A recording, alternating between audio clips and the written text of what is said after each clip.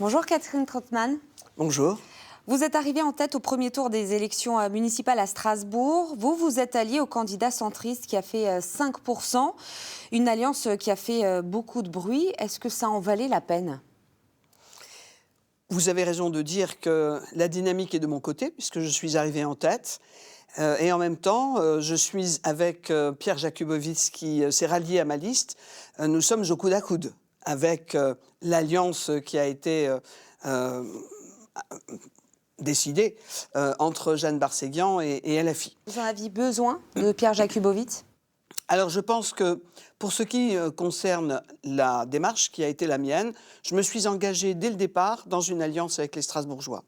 Et cette alliance avec les Strasbourgeois suppose un rassemblement sur un projet. Celui que je conduis, celui qu'a rejoint Pierre Jakubowicz. Et bien sûr, nous avons été contestés, voire critiqués par nos instances nationales, mais ce n'est pas Paris qui décide pour nous. Et on ne peut pas accepter que Strasbourg soit un trophée posé sur une étagère dans un quelconque parti politique et un quelconque bureau parisien. Comment vous l'avez vécu, ces propos d'Olivier Faure qui disent que vous vous placez en dehors du Parti socialiste? Pour vous qui êtes une figure historique du parti de la Rose, vous l'avez vécu comme un camouflet? C'est inédit et c'est conforme à la façon dont je me suis placée dès le départ, au-delà des partis, pour pouvoir rassembler très largement. Un maire, une maire doit s'adresser à toutes les Strasbourgeoises et tous les Strasbourgeois et donc ne pas faire d'exclusive. Et c'est essentiel lorsqu'il y a eu perte de confiance, perte de dialogue, qu'il y a eu manque de respect vis-à-vis des électeurs et des citoyens.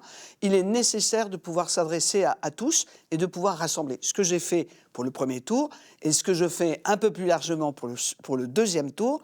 Et nous sommes d'ici le second tour dans un message qui est un message très clair.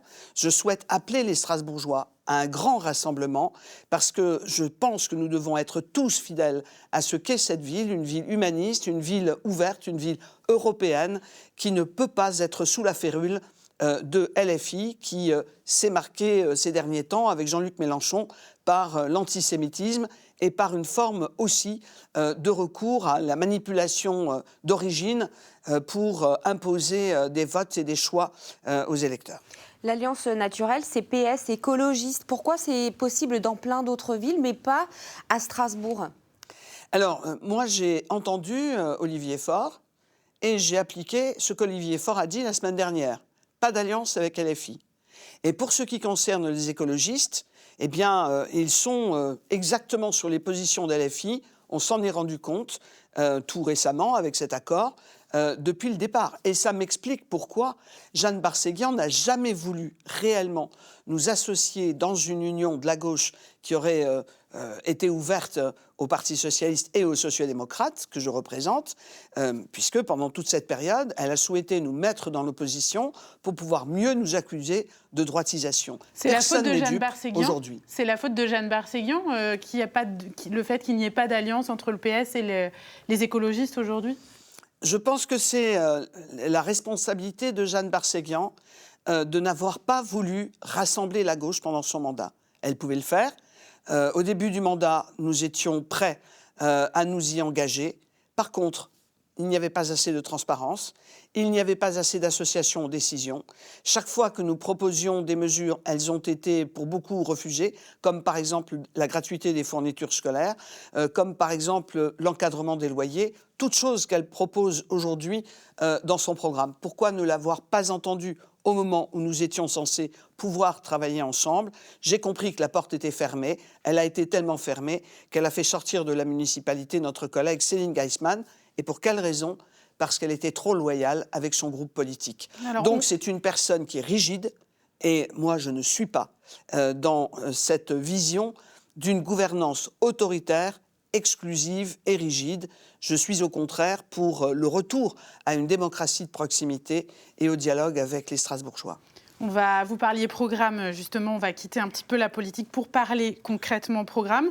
Si vous deviez donner une mesure sociale dans votre programme pour améliorer le quotidien des Strasbourgeois? Je donnerai celle du médiateur du logement. Celle du médiateur du logement, parce que la crise du logement aujourd'hui à Strasbourg est une crise sociale. Les gens attendent trop longtemps de pouvoir accéder à un logement abordable et trop longtemps aussi, certaines personnes sont écartées de la possibilité de se loger. Et donc je pense que ces inégalités devraient être résorbées.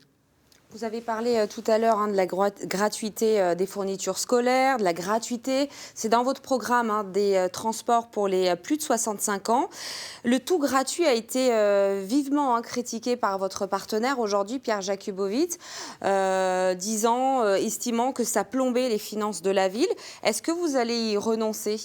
Non, je n'y renonce pas, parce que j'ai pu démontrer que dans le budget de la CTS, on peut parfaitement absorber la gratuité qui concerne les plus de 65 ans. Pourquoi ? Cette mesure, elle se justifie parce que ce sont les personnes qui sont aujourd'hui les plus écartées parmi les usagers du transport public.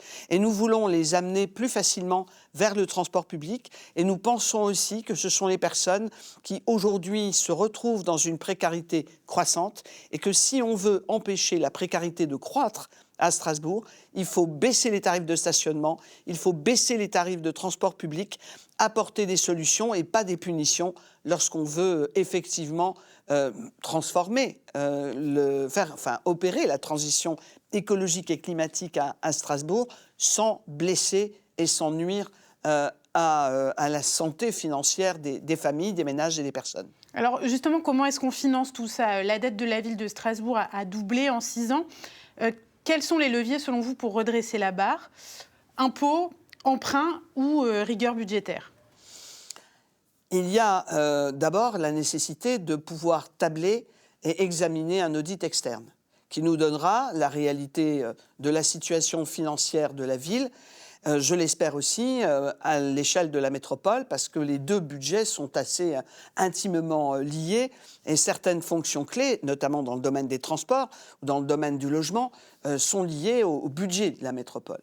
À partir de là, nous pouvons examiner dans quelles conditions on peut d'abord lutter contre les mauvaises dépenses, des dépenses qui ont été générées par des travaux mal conçus, recommencés comme la rue Mélanie, comme des aménagements éphémères.